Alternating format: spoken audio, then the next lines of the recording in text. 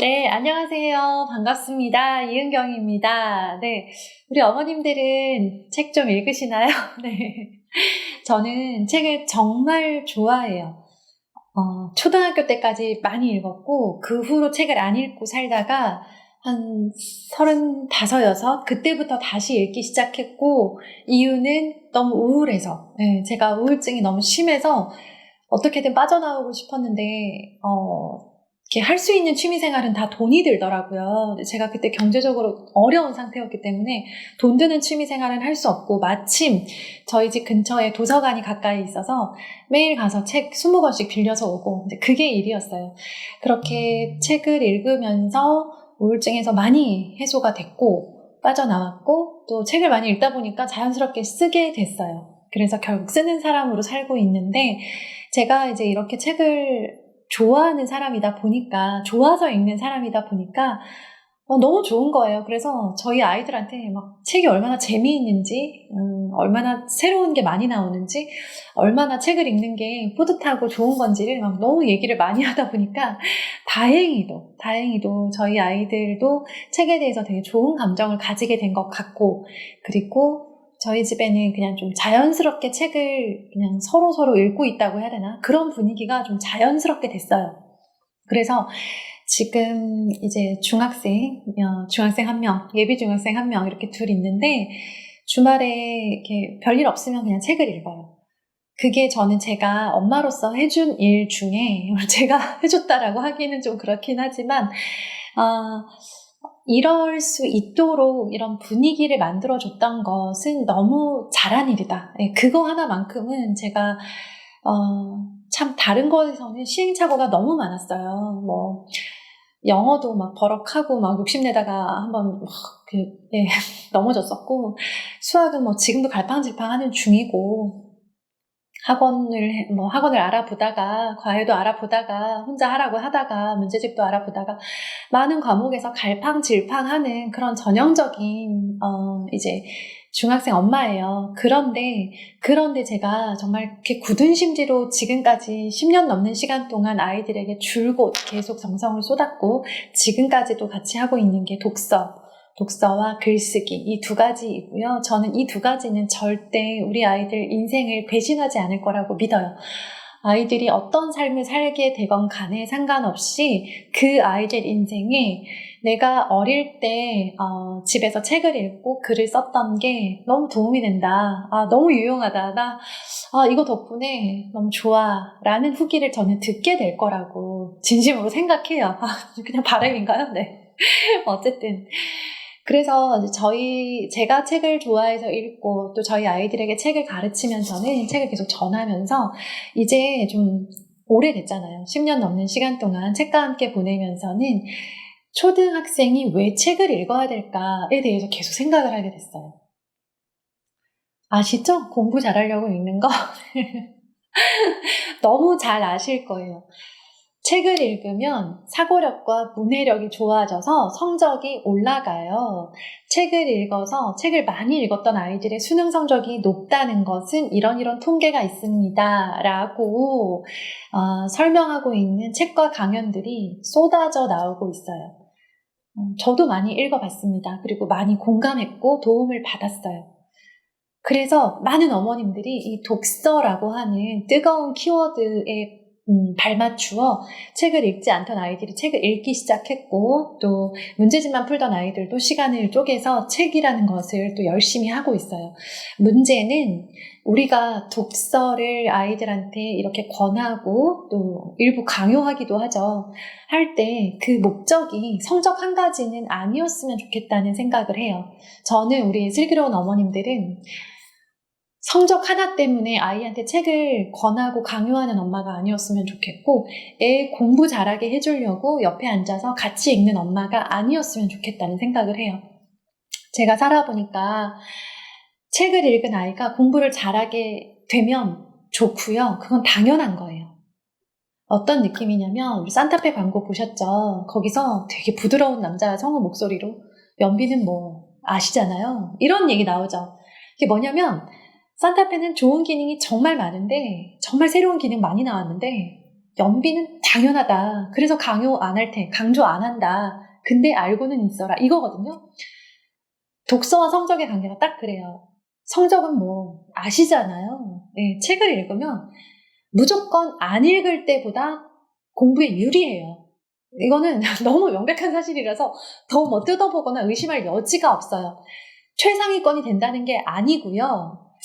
안 읽었을 때에 비해서 읽었을 때 훨씬 성적에 도움이 된다는 거예요. 그러니까 책만 읽는다고 해서 최상위권을 보장할 수 있는 것도 아니고요. 책 읽은 모든 아이들이 다 100점을 맞는 건 아니에요.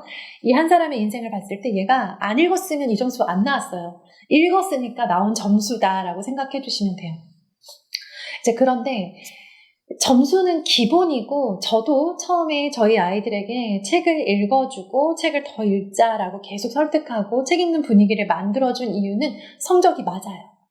성적이 잘 나온다고 하니까, 네, 공부 머리가 트인다고 하니까, 문해력이 좋아지고, 네, 아이가 수능 성적까지 연결이 된다고 하니까 책을 안 읽힐 엄마가 없죠. 그렇게 해서 이제 어떻게든 이제 한 애는 책을 좋아하고 한 애는 책을 싫어해요. 그런 너무나 다른 두 아이를 어떻게든 읽는 분위기, 읽는 아이로 만들었고, 그런데 가만 생각을 해보면 이 독서와 성적이 연결된다는 이 지점 때문에 정말 많은 어머님들이 착각을 하고 계세요. 함정에 빠져요. 어떤 함정이냐면요. 성적에 도움이 되니까 일단 무조건 읽히자. 그런데 읽히다가 성적에 더 도움되는 다른 일이 있다고 하면 바로 갈아타자. 그리고 성적이 어느 정도 나오면 그만 읽혀도 된다. 그리고 얘는 딱 입시를 위해서만 책을 필요로 하기 때문에 입시가 끝나고 나면 읽던지 말던지. 이 아이가 책에 대해서 가진 감정이나 책을 친구로 여기는지에 관해서는 관심이 없으시고 책을 어떻게 이용할지에 대해서만 관심을 가지세요. 그래서 어떤 일이 생기냐면 아이들이 책을 초등학교 저학년, 중학년 정도까지는 누구나 많이 읽어요. 학교 도서관 가보잖아요. 그럼 점심시간에 우리 이제 책 좋아하는 친구들이 학교에 그 도서관에 책 빌리러 오거든요. 얘네들 보면 막 1학년, 2학년, 3학년 바글바글해요. 정말 많아요. 정말 예뻐요. 학교 뭐 독서 퀴즈대회, 뭐 독서 뭐 경품잔치 막 이런 거 하잖아요. 또 도서관 이벤트 있으면 저학년 애들 막 거의 100% 참여해요. 그만큼 책에 관심이 높고 좋아해요. 근데 고학년들 되면 도서관에 자발적으로 가는 아이들이 거의 없어지고 책을 읽더라도 자기가 이제 어떤 독서를 하냐면 국어학원, 논술학원, 독서학원의 숙제라서 읽어야 되는 책을 읽고 있는 경우가 이제 점점 많아집니다. 동네 따라 분위기가 다르긴 하지만 대체적으로 그 정도의 차이만 있을 뿐 고학년 아이들은 이제 의무감의 독서를 하게 되고 그 의무감의 독서를 중학생이 되어서도 이어가는 아이들과 이제 그거를 이제 국어까지는 할 시간이 없다. 이제 수학이랑 막 이렇게 빠르게 달리는 아이들 이렇게 해서 아이들이 이제 읽는 유일한 책이 숙제라서 읽는 책밖에 안 남는 거예요. 그래서 필독서 다 읽어요. 예, 뭐 웬만한 수준의 전문 서적들도 읽더라고요. 중학교 이렇게 올라가고 고등학교 가서 계속 그 커리큘럼을 따라가는 애들은 그렇게 하고 있는데 문제는 얘네들이 입시가 끝나면 책을 읽을까요? 제가 바라는 모습은 제가 저희 아이들에게 책을 읽으라고 읽자고 말을 하고 저 스스로 살아가고 있는 모습은 뭐냐면 읽는 어른이에요. 한번 주변 보실래요? 우리 주변에 책을 읽는 어른이 그냥 거의 다 사라져 버렸어요. 책을 읽는 어른을 발견하기 위해서는 도서관과 서점을 일부러 찾아가야 되고요. 도서관, 서점을 제외한 나머지 공간에서 책을 읽는 사람은 정말 찾아보기 어렵습니다. 카페에 가보세요. 없죠. 지하철을 타보세요. 없어요. 책을 사거나 빌리기 위한 목적으로 그 자리에서 책을 읽는 그 공간 아니면 책을 읽는 사람을 볼 수가 없습니다. 우리 아이들이 보고 있는 모습이 그래요. 어른들은 다 책을 안 읽는데 자꾸 나한테만 책을 읽으래요. 어른들은 유튜브랑 넷플릭스 더 재밌는 거 보면서 자꾸 나는 못 보게 하고 자꾸 나는 책을 보라고 하는 거예요. 아이들이 어떨까요? 네, 애들도 읽기 싫어요. 유튜브가 더 재밌는 거 애들이 더 잘 알죠. 그러니까 자발적인 독서가 끊어지는 거예요. 학원 숙제가 너무 많은데 이걸 해야 되는데 책을 못 읽어요. 저희 아이가 그 학원에서 수학 선행을 막 부지런히 막 쫓아갈 때 책 읽을 엄두를 못 내더라고요. 그러다가 다시 이제 이것들이 좀 중단되고 편안해지면서는 조금씩 다시 책을 읽을 수 있게 된 거죠. 아이들의 현실이 그렇습니다. 책이 막 되게 싫어서도 아니고, 막 유튜브가 미치도록 좋아서도 아니고, 학원 숙제가 너무 보람차서도 아니에요. 아이들한테 책을 읽을 수 있는 충분한 기회와 시간이 주어지지 않아요. 그래서 지금 현재 중학교 교실 안에 자발적 독서를 하는 아이들이 반에 한두 명, 많으면 서너 명 정도 되는 현실입니다.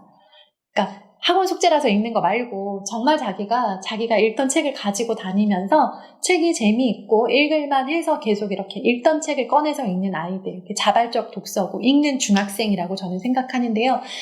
제 바람은 그거예요. 읽는 중학생이 됐으면 좋겠다라고 생각하고 저희 아이를 키웠고, 네, 제가 이제 얼마 후에 출간될 독서에 관련된, 초등 독서에 관련된 책에서 가장 열심히 강조했던 게 우리 초등 엄마들이 조금 더 신경 써서 읽는 중학생을 만들어주자. 성적 하나 때문에 책을 읽다가 성적이 안 나오거나 성적이 잘 나오면 그냥 책을 끊어버리는 게 아니라 읽는 중학생이 되어서까지 독서를 진행하다가 입시 때 조금 정체기 겪다가 어른이 되면 다시 책을 읽는 어른으로 살아가게 해주자. 아시잖아요. 책 읽으면 정말 삶이 달라져요. 똑같은 상황에서도 삶을 바라보는 눈이 달라지는 게 그렇게 만들어주는 게 책이거든요. 저는 제 아이들이 그렇게 자랐으면 좋겠다라는 마음이고, 저도 지금 계속 책을 읽는 이유는 읽을수록 넓어지고 깊어진다라는 걸 느끼고 있기 때문이고, 그래서 저는 계속 읽을 예정이고, 저희 아이들도 중학생 시기 내내 열심히 책을 읽을 수 있도록 계속 도와줄 거예요. 왜 책을 읽히냐? 점수 잘 나오니까. 너는 왜 책을 읽냐? 학원 숙제니까. 우리 이제 여기에서 조금 한 단계 업그레이드 됐으면 좋겠어요. 이게 어느 한 사람의 어떤 막 그런 노력으로 되는 게 아니고요. 우리 엄마들이 움직여야 돼요. 엄마들이 집안의 분위기와 책을 향한 어떤 그런 시선들을 어떻게 이렇게 만들어 가냐에 따라서 정말 달라져요, 아이들이. 그걸 하실 수 있는 분들이 우리 어머님들이라는 거예요. 아이가 책을 읽게 해주기 위해서 엄마가 먼저 막 읽어야 돼. 이거 너무 의무감으로 생각하지 마세요. 지금부터 할 수 있는 중요한 일은 아이의 그 일주일 시간 중에서 책을 읽을 만한 틈을 좀 만들어 주시는 거예요. 이 시간은 독서다라고 하는 루틴이 매일매일은 힘들 수 있어요. 현실적으로 매일매일 독서를 하는 건요, 초등 저학년 정도만 가능하고요. 지금 우리나라 현실에선 어렵고, 다만 일주일 중에 예를 들어 금요일 밤에는 늦게 자는 대신 책을 1시간 읽고 잔다. 아니면 주말 중에 2시간은 책을 읽는다. 아니면 월요일에는 학원이 늦게 끝나니까 그날은 책을 30분이라도 꼭 읽는다. 이런 식으로 아이가 지킬 수 있는 루틴을 만들어 주시고, 그 시간에 읽을 만한 재미있는 책을 아이 눈에 띄게 해주시는 것. 이게 가장 현실적이면서도 우리 어머님들이 아이 초등 시기 내내 그렇게 지켜가야 할 부분이라고 생각을 해요. 그래야 우리가 아이가 초등 졸업했을 때, 중학교 입학했을 때 읽는 중학생이 될 수 있고, 읽던 중학생이 읽는 어른이 됩니다. 읽는 어른으로 살아야 우리 아이가 탁월하고 자기 인생을 정말 알차게 살아갈 확률이 높아지는 거예요. 반드시 그렇다고 말할 수 없어요. 근데 확률이라는 거, 어차피 가능성의 문제잖아요. 그런 확률을 올려주는 일이다라고 생각해 주셨으면 좋겠습니다. 네, 초등 독서 왜 하나요에 대한 저의 개인적인 생각이었습니다. 감사합니다. 좋은 하루 되시고요. 날마다 더욱 건강하고 많이 웃으시고요. 오늘은 우리 아이들과 같이 시간 내서 꼭 한번 10분이라도 좋으니까 같이 책 읽는 시간 마련해 보셨으면 좋겠습니다. 감사합니다. 안녕히 계세요.